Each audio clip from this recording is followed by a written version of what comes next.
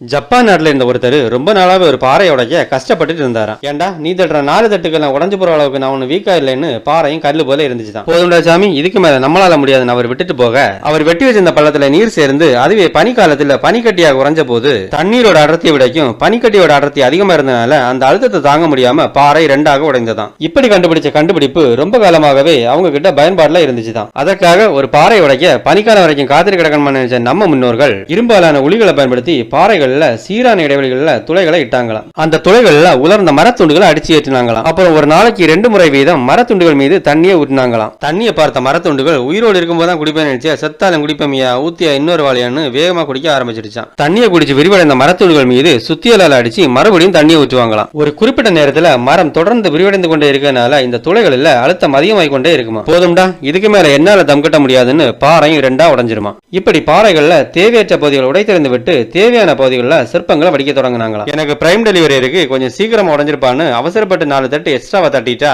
நீ இந்த விஷயத்துக்கு சரிப்பட்டு வர மாட்டாயான்னு வேற கோணத்துல உடைஞ்சிருமா. இதனால எந்த பயனுமே இல்ல.